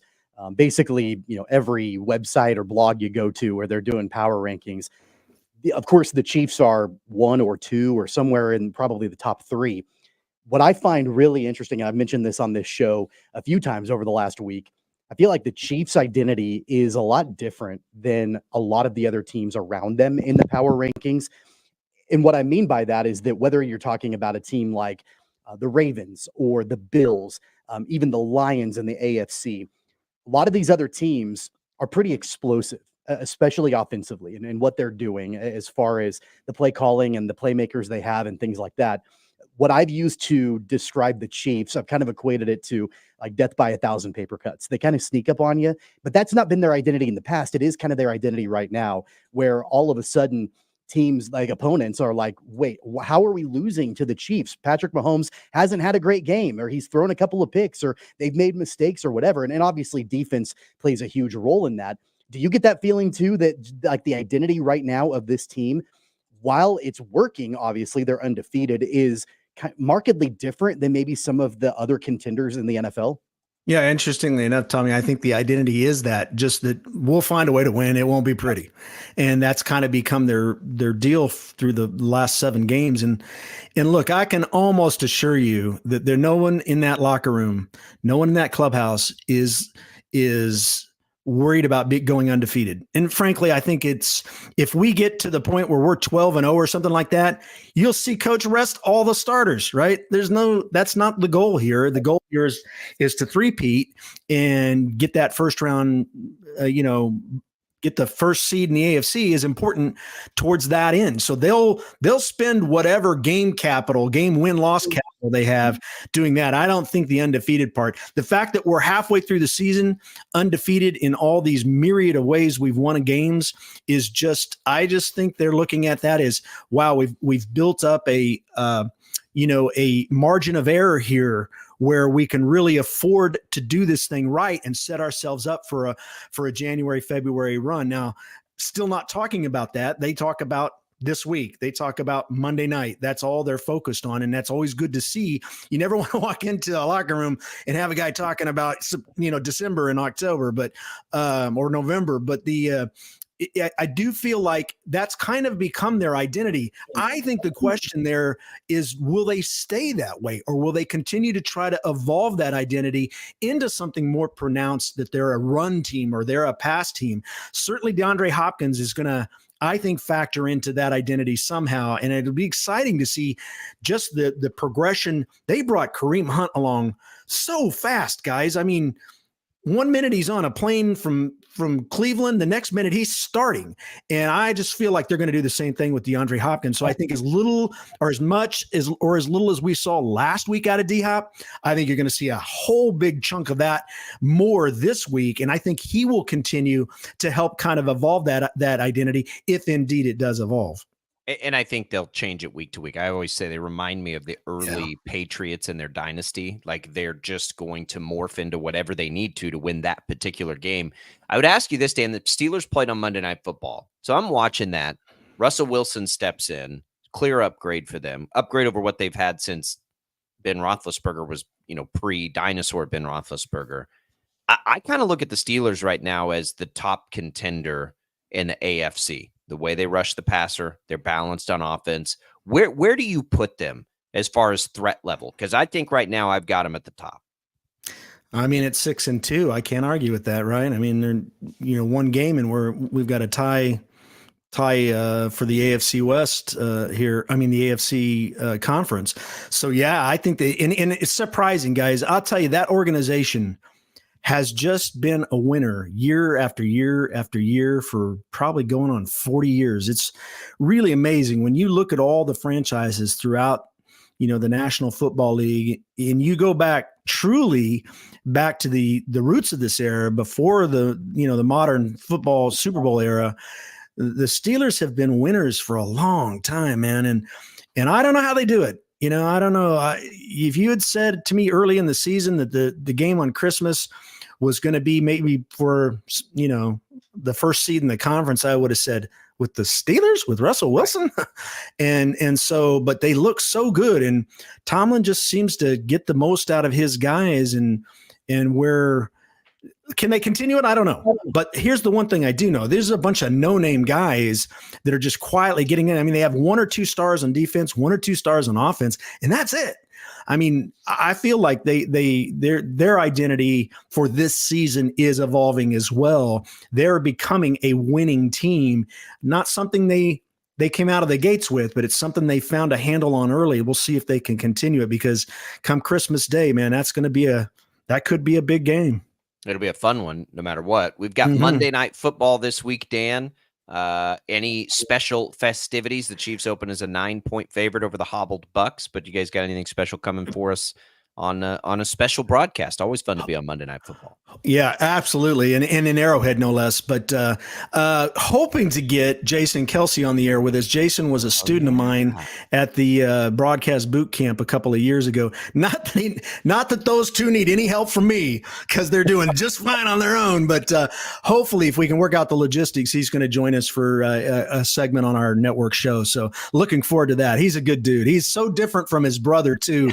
I think it'd be interesting. Look, for people who watch the podcast or listen to the podcast, they already know this, but there's a lot of people out there that don't.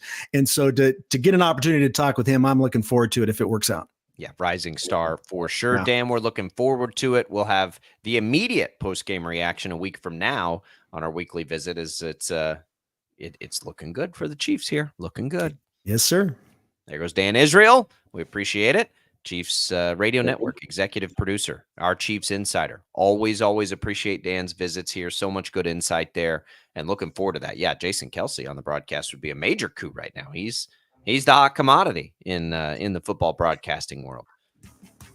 Good. I love that. It'll be a lot of fun. It'll be fun. All right, let's come back. We'll digest some of what Dan had to say there. We'll look around the sports world. We touched briefly on the World Series. We'll get you caught up on the move that the Chiefs made yesterday. If you weren't with us earlier, they acquire a pass rusher.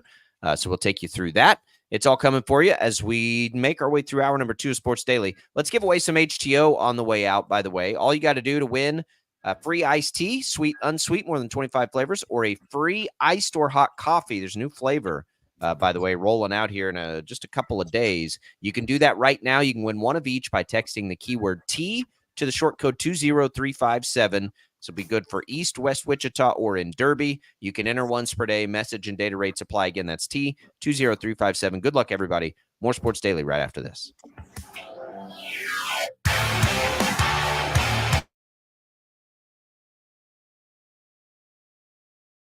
A mourning widow sells her husband's car trying to move on, but the checks came back in his name. How do they expect him to cash his check? Looking for answers, fact finder Brandon Stitt went to the Department of Revenue.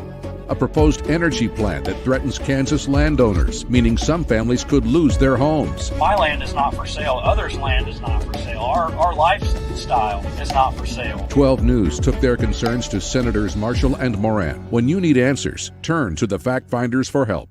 Right. Start your day with 12 News this morning. Get ready with Jake's accurate hour-by-hour forecast, so you'll know if you need a jacket when you walk out the door or an umbrella by lunch.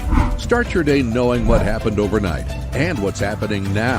Live, breaking news all morning long. And plan the best route to work and school with traffic from across Kansas. Start your day right. Start your day with 12 News this morning on KWCH and KSEW.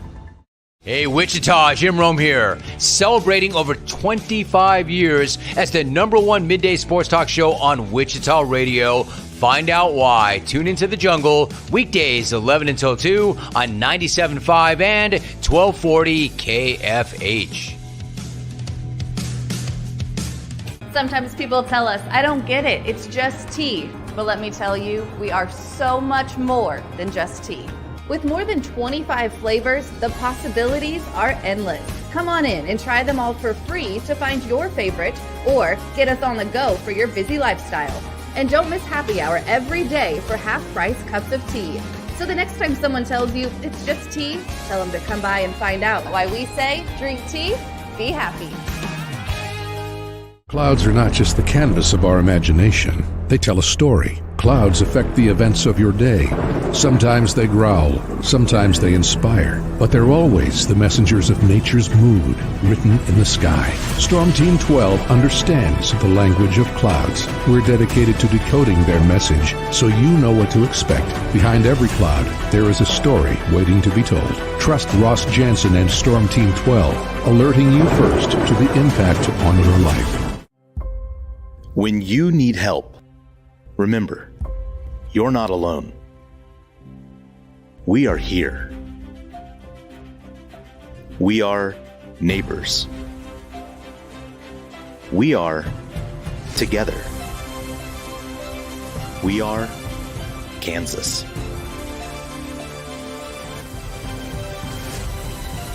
We are 12 News.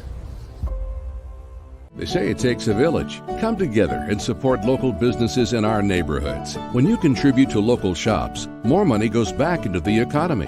Shopping local makes our state stronger. So give back to the communities you love and watch our businesses and communities thrive. Shop local and be Kansas proud.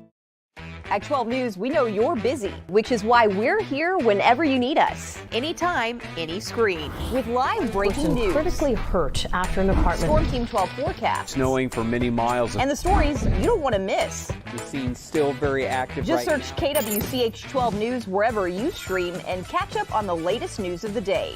All for free and on your schedule, hopefully making your day a little bit easier. And did I mention the Storm Team 12 forecast? 12 News whenever you want. Sometimes people tell us, I don't get it, it's just tea. But let me tell you, we are so much more than just tea. With more than 25 flavors, the possibilities are endless. Come on in and try them all for free to find your favorite or get us on the go for your busy lifestyle. And don't miss happy hour every day for half-price cups of tea. So the next time someone tells you it's just tea, tell them to come by and find out why we say drink tea, be happy. Determining fact from fiction. That's our full-time job. You need to have someone give you the whole story from every side. To help you when no one else is listening. You need someone to put you first. That's what we do. We bring you the facts first. When you need it. Wherever you are. 12 News. Facts first.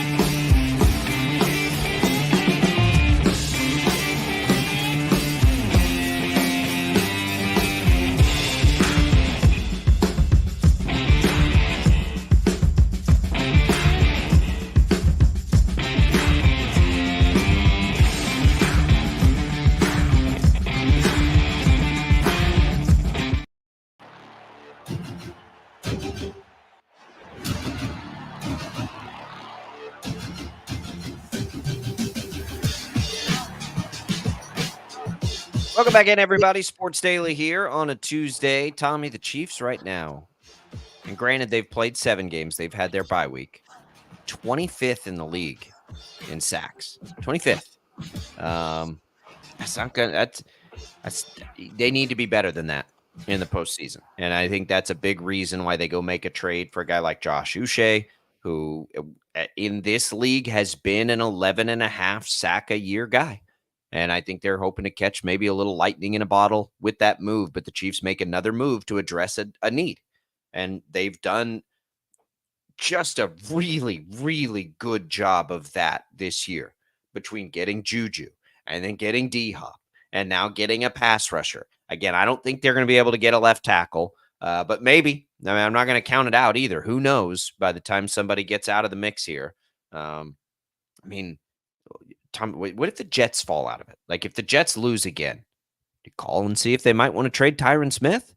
Like, they brought him in to help. Well, he ain't going to help him, So maybe there's something like that. And again, I would be willing to do just about anything to solve the problems to win the 3rd Super Bowl. It's just hard to imagine there will be one like that out there. But I am so pleased that they continue to just do everything that they can possibly do as a front office to give Andy Reid the pieces he needs to try to get this done. I had this brief thought as you were bringing up the Jets. I thought you were going to go down the route of saying, call them and see if they would trade Sauce Gardner, because the defense is falling apart. Yeah, and the Chiefs could use a cornerback. That's not going to happen. But right. You said that, I'm like, oh man, like maybe that's the direction he's going down. No, I think that from a pass rush perspective, yeah, I'm good with it. I'm good with the added depth. I'm good with the price that they paid to get Uche, and especially if they can get Omenihu back sooner rather than later. Then at that point, you feel overall that they're a lot more complete as far as that role with the defense is concerned. What's interesting is that Chris Jones, while he has always been dominant through the interior at getting to the quarterback, that's been his calling card. That's what he's been known for. I mentioned it to Paul yesterday. He's the, I guess, self-proclaimed CEO of Sack Nation. Like, that's what everybody knows about Chris Jones, is his ability to get to the quarterback. More than anything this season, it's been stopping the run. Like, and he's been really good at it.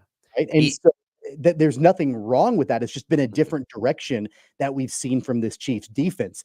I think I'm of the belief that even if they didn't go and trade for Josh Uche, even though I'm good with the move and I think it does help them, even if they didn't, I still think that even in the playoffs, from a defensive perspective, assuming that there aren't any catastrophic injuries or anything, they would still be able to get the job done. This just helps them. Again, it widens that margin out a little bit more. It makes it more likely that their defense can get it done holistically. You're muted. Tommy, I swear this cough, man. So here's what happens, and I appreciate that. I still cannot get through this lingering cough. And so I have to mute to hack, and then I don't unmute. So that's why that happens.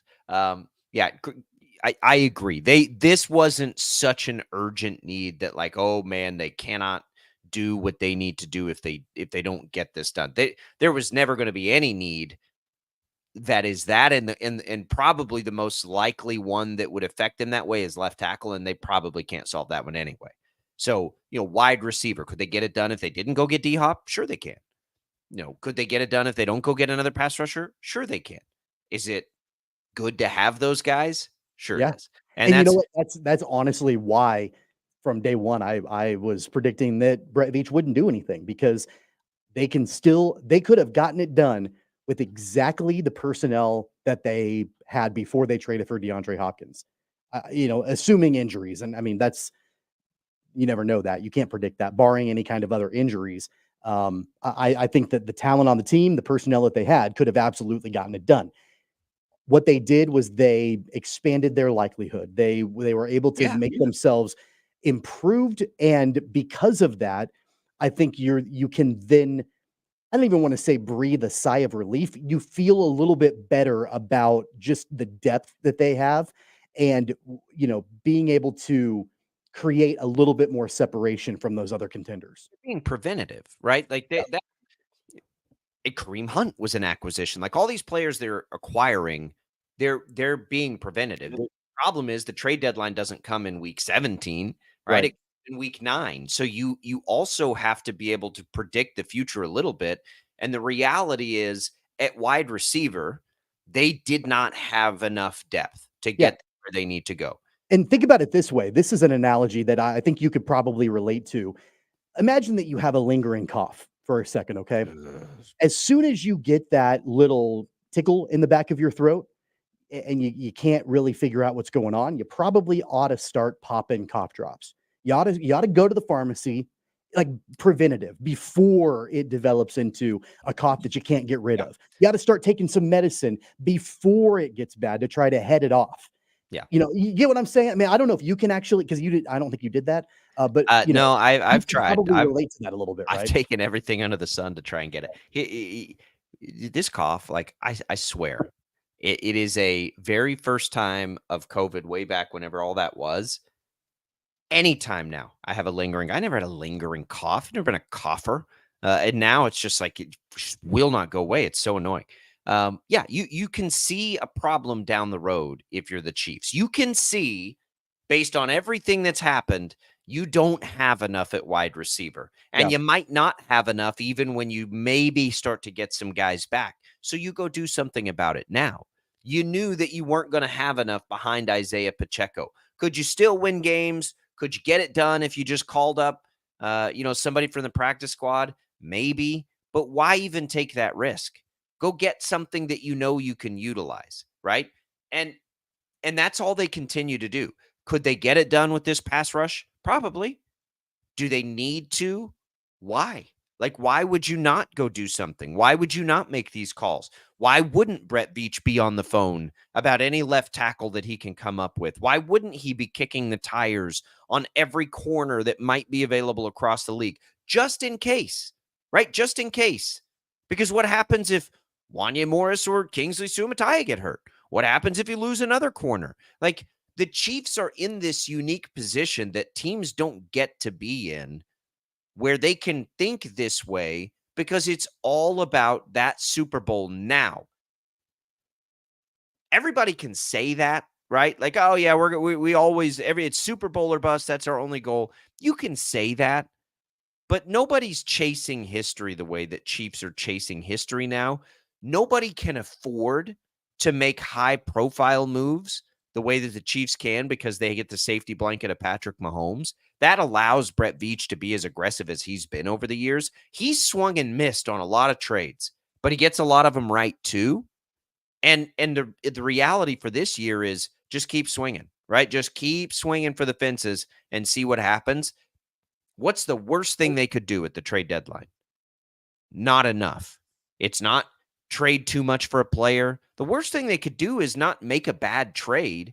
It's to be complacent and not do everything they could do to ultimately help them win a Super Bowl. So everything's on the table. I think they're probably done. And I didn't think they were done with D-Hop. I do think they're probably done now. If they can keep pulling rabbits out of their hat with the salary cap, go for it though. Like don't stop. I mean, there's only what do we have? 8 days left before the deadline? 7 days left, I guess it is, before the deadline. Just keep seeing what's out there. Keep seeing what's out there. You never know. Yeah, and I think that, again, if it's a low cost for somebody, that's what you have to balance. Because while I do agree that the worst thing that the Chiefs could do at any trade deadline is not enough, there is another, it's not the worst thing, but it's not great either. And that would be completely mortgaging your future for something that doesn't pan out right away. So you have to balance that too. And I think that Veach has done a good job at that this year, especially. I mean, again, a 6th round pick for Uche. I'm okay with that. Like that, Dane Israel mentioned in the last segment, a lot of cases, 6th round picks don't see the field ever. So, you're getting an impact player for a pick that there's no guarantee that pick will develop into anything. So from a cost perspective, yeah, it's fine. And I think Veach is smart and savvy enough to do that sort of thing and not mortgage the future at a shot for right now. And that's always been the most delicate balance in everything, right? Is going for the three-peat and setting history, but also not making sure that what ends up happening a year, 2 years, 3 years down the line, or even further, is that you have a talent deficiency because you don't have any picks left because you went all in on right now to try to set the record. So that's been a really delicate balance, and you have to try to make sure that you're accomplishing both things at the same time. Well, I mean, they haven't even towed the line yet. Like these trades they've made have cost them next to nothing. So that's a nice luxury, right? We haven't even had to have the debate of did they overpay. I'd be fine having that debate, though, if the caliber of player that would make you have that debate could still come in. Like, I'd be totally fine to have that conversation. It doesn't scare me like it would if I was, say, a Cowboys fan. Like, no, that stuff is gold. They need to the Chiefs, again, it's the Mahomes thing. They get the luxury of being able to be more aggressive. Quick programming note, tomorrow on the program, 10 a.m., Paul Mills, Wichita State head men's basketball coach, will join us. They are done with the work ahead of time before the game next Monday, a week from yesterday, starts their season at Western Kentucky, a nice little true road game to get their season started. But we do still have work to be done, I will say, for both KU and K-State. So KU gets a game tonight against Washburn. They, of course, fell in their exhibition opener. That was all the way back on Friday. Seems like a lifetime ago, to Arkansas. It's a 16-point loss, not one, I mean, I don't put words in your mouth, not one that I think we're even remotely concerned about at this point. But it happened.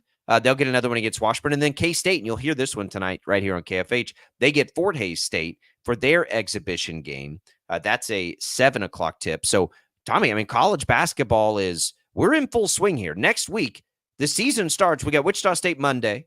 We've got KU Monday. And we got K-State Tuesday.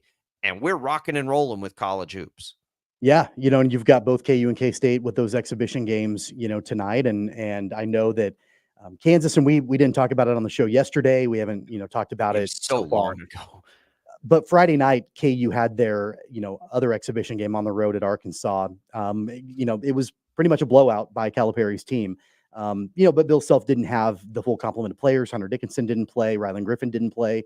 So I'm looking forward to seeing this exhibition game tonight against Washburn, because it looks like those guys will play at least somewhat in this exhibition game. And then same thing with Kansas State. I mean, this will be the first chance to really get a look at the team that Jerome Tang has put together. It was good to see Wichita State do what they did on Sunday night inside Koch Arena against Emporia State.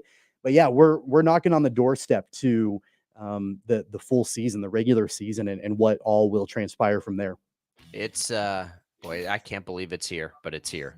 I blame the Royals and their resurgence into this sneaking up on us probably more than it ever has, in a good way. Like, I'm glad that this has happened. But boy, I am ready for college basketball. We'll talk to Coach Mills about it tomorrow. I'm ready for the Shockers. It's an exhibition game. I get it. But the vibes there continue to be very, very good. This time last year, Tom, they were unknown, right? I think that'd be the fair way to put it. We didn't know what the vibes were. This year, they're good. Like, they're very good vibes for Shockers. So they don't have an exhibition. K-State and KU do. We'll talk about that a little bit tomorrow on the program. All right, we'll come back. Last full segment. We got some comments to get to on some of the things we've been talking about here. We'll do that. The IHOP hotline is back open, by the way. 869-1240. It's brought to you by IHOP, where you can celebrate the weekdays with new IHOP House Faves, all your favorites for just $6, Monday through Friday. It's Albrecht and Caster, Jad Chambers producing. More Sports Daily right after this.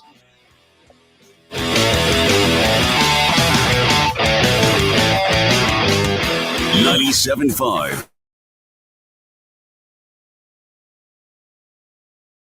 A mourning widow sells her husband's car trying to move on, but the checks came back in his name. How do they expect him to cash his check? Looking for answers, fact finder Brandon Stitt went to the Department of Revenue.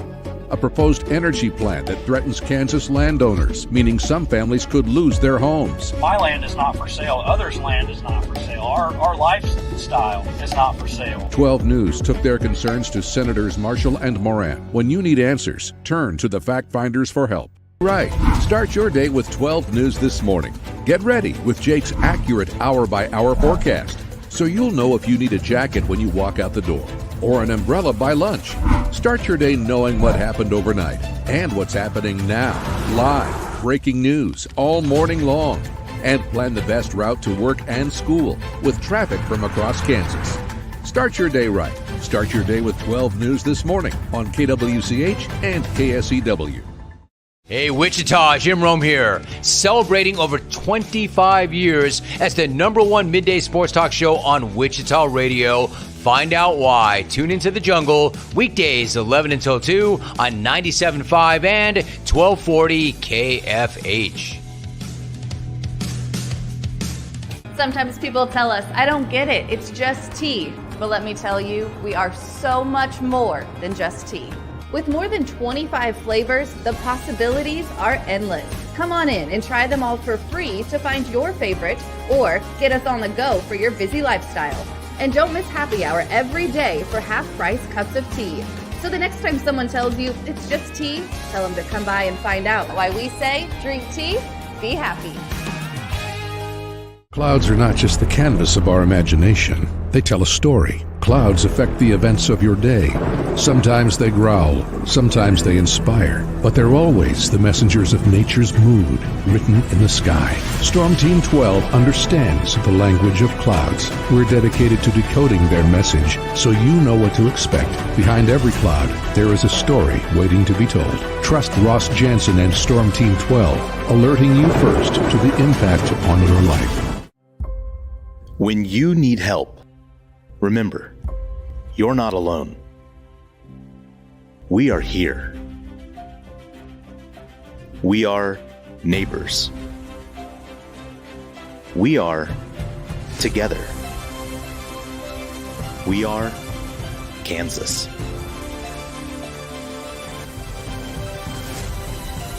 We are 12 News.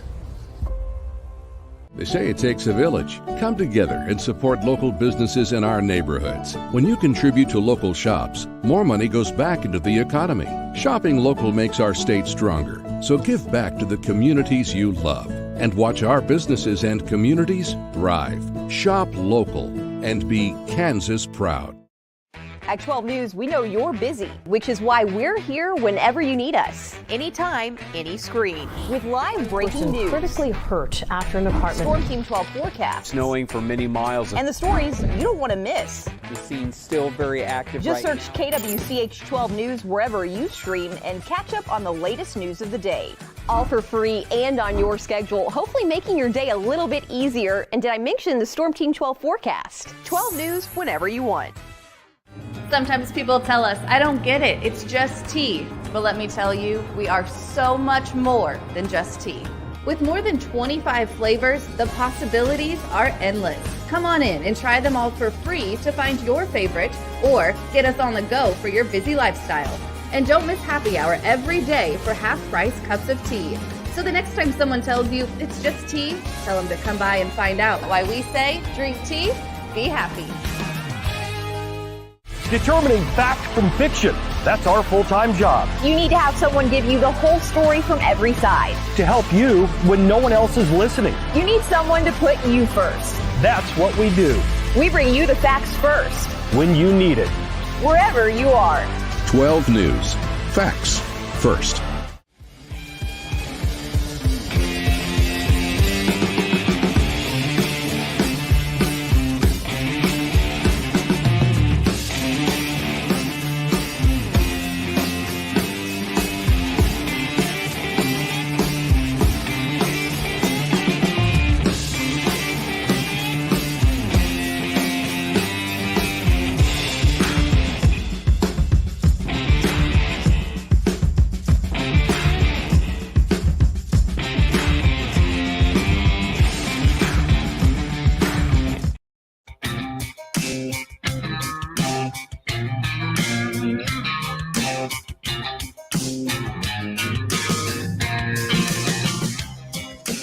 All right, welcome back into Sports Daily here.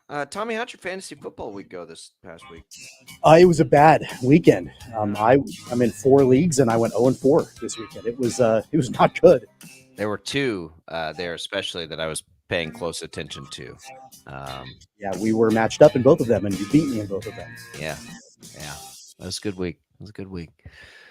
I didn't get to say that much. I got bounced from our guillotine league. Did you really? I missed that. Yeah, and you got bounced before the week before we did the second chance. So I'm not in anything right now. I thought I was going to need a third chance. So let me tell you about the second chance league last night. And this probably went against you. I don't know how close it was for you. The last drive, Malik Neighbors got me there by a point on that last drive for the Giants. I was out of it by the end of Sunday Night Football. And what was unfortunate was that there were two other players players in our league that I needed to not do well for me to stay in it. I was done, and they had George Kittle, and I think the other guy had Debo, and it was just like George Kittle went off on Sunday Night Football, and that was the end of it for me. Kittle got me in a league or two also. So that's I feel your pain. So these guillotine leagues we're talking about, what happens is if you never played one, they're so fun. I just started one last year. You have all the teams, and the lowest scoring team essentially gets eliminated, and then all their players become free agents, and then you go in and you bid on those players. It is a blast. It's wild. But that's what that is. That we were talking about. So Ken, as we've been talking Chiefs who make another trade. Not Ken. Rick says that these are not nothing picks. Good teams keep building with late round picks. Totally agree with that. I do think the Chiefs are in a different position though, where this is the year where that's not as important as it would be. Last year, what did they trade for D-Hop? It could be a fourth. It was a fifth though, and could be a fourth. Okay, so conditional fourth rounder. So last year in the draft, in the fifth round, Hunter Norzad and Kamal Haddon. In 23, you had B.J. Thompson, Keandre Coburn, and Nick Jones. In 22, Isaiah Pacheco and Jalen Watson. Of course, that was a big-time 7th round for them. Darian Kennard and Najee Johnson were the others. In 21, and I'm not going to go back like forever here. Noah Gray was a 5th. Cornell Powell didn't work out. And then Trey Smith, of course, was a 6th in 21. So I think, and Michael Dana was a 5th, by the way. To Rick's point, the Chiefs especially have been good in those rounds. I mean, you're talking about through those 4 or 5 years. I mean, we're talking about, I don't know, 4 or 5 impact players. And the reality is the Chiefs have been much, much, much, much better in those rounds than they have been in the early rounds in reality. If you're looking at, what players have delivered based on where they've been drafted. So I do agree with Rick. Like, they're not nothing picks, but where I would say, and I've been saying that this year is different, is if the Chiefs are able to win this Super Bowl, they'll be they will be the GOAT, right? Like nobody's ever done this before. And I do think that matters. I think it matters a great deal. And it's not going to hamstring the organization for a long time because they have Patrick Mahomes. So if for 1 year you're missing out on that, I think if any year that risk is worth it, this is that year. But I think Rick brings up a good point because too often teams and fans will see these deals and they're like, oh, who cares? It's just a whatever round pick, 4th or 5th or whatever. No, those are meaningful picks for teams that are really good. And they're meaningful for the Chiefs too. But I do think the appropriate risk is being taken here to get what they need right now. The other thing you have to keep in mind too is that part of the reason I would argue that the earlier round picks have not been as impactful for Kansas City over the years is because they're picking 32nd in the draft, right? So like your first round draft pick is pick number 32. It's not pick number 2. It's 32. Sure. So they're in the second round and that sort of thing. Now they've not done a phenomenal job, especially with first round picks. over the last few years. They've had plenty of hits. I mean, they've had plenty of hits. They've also had plenty I'm of just thinking, like right now, FAU hasn't done, I think, what has been expected of him as a first-round pick. Clyde Edwards-Helaire obviously was a miss in the first round. So there are hits and misses for sure, but we're not talking about a top 10 or top 5 pick. We're talking about pick number 32 in those earlier rounds. And so that does make the earlier round picks slightly less impactful and probably does elevate, again, the importance of later round draft picks, because you're not always going to get like a bona fide superstar in the first round. And it's not that the Chiefs aren't great. They've done a really nice job early too. Last year, Rashee Rice, of course, was there. Trent McDuffie and Karlaftis were both first-round picks. The same year they took Sky Moore, which was a miss. You're not going to hit on every pick. Nick Bolton and Creed Humphrey came in the year they didn't have a first. They didn't use a first. So they've had, and Willie Gay was a second. Like, they've also been really good in the first or second. They've just had a few misses, which I'm fine with, right? Like, I'm good with it, because every other year or every other pick or half their early round picks end up being like Pro Bowl type players. The challenge is, you can't afford to keep them all. And that's where you'd like to have some of these later round picks. That's where it'll get you in a little bit of trouble. But again, I think all the risk is appropriate this year. If there is ever a year, and I am not a proponent of this in sports, I'm not. If there's ever a year to push it all in, though, this is the year to do it. There's just like, you get a chance to be the best ever. You take that chance, especially when you have Mahomes to bail you out. Yeah, I'd rather walk that tightrope a little bit and try to balance it as best as you can. Yeah, they are. They're not trading. I'm not willing, and I won't be willing to just be like, move it all in. Like, it doesn't matter. Nothing else matters if you just get this. Yeah, no, I'm not either, but they can't. I want to be a little bit more thoughtful in that. That player doesn't exist. They can't do that. They don't have the cap room to do that kind of a move anyway. The Devontae Adams or Amari Cooper type move. All right, we'll come back. We'll tell you what's on the network tonight, including some college basketball as we wrap up Sports Daily. Don't go away.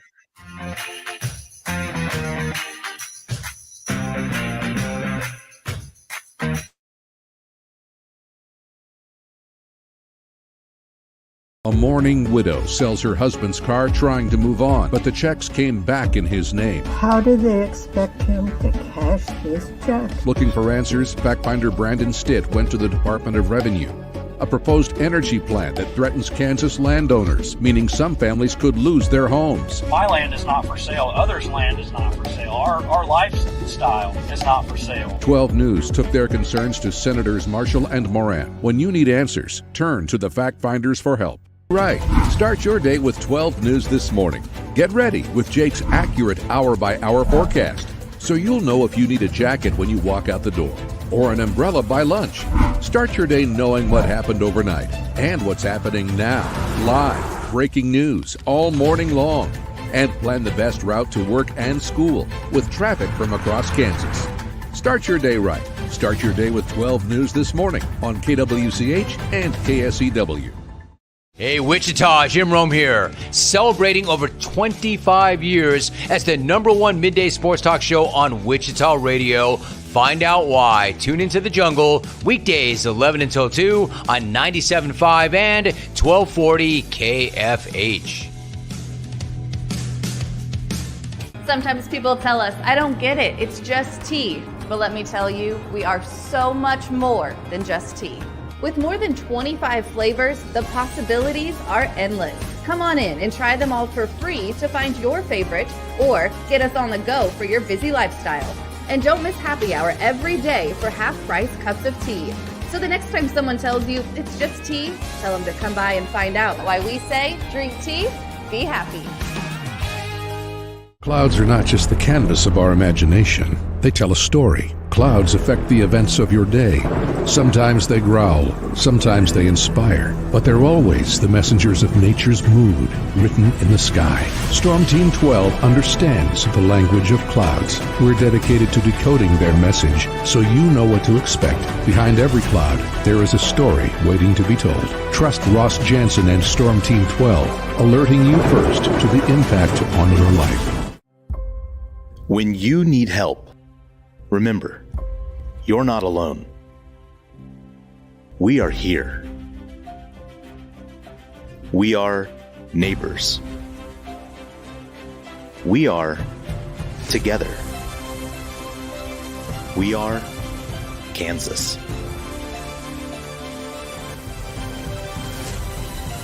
We are 12 News.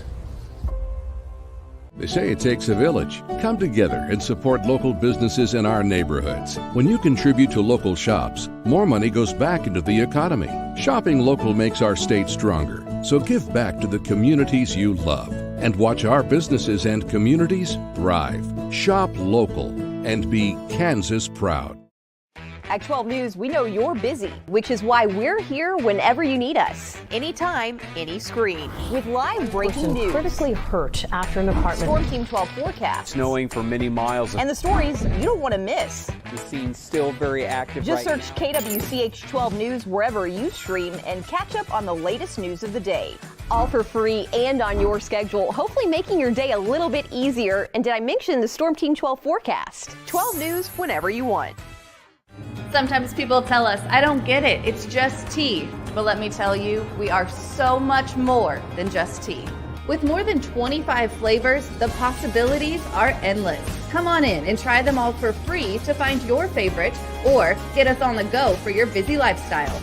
And don't miss happy hour every day for half-price cups of tea. So the next time someone tells you it's just tea, tell them to come by and find out why we say, drink tea, be happy. Determining fact from fiction. That's our full-time job. You need to have someone give you the whole story from every side. To help you when no one else is listening. You need someone to put you first. That's what we do. We bring you the facts first. When you need it. Wherever you are. 12 News. Facts first.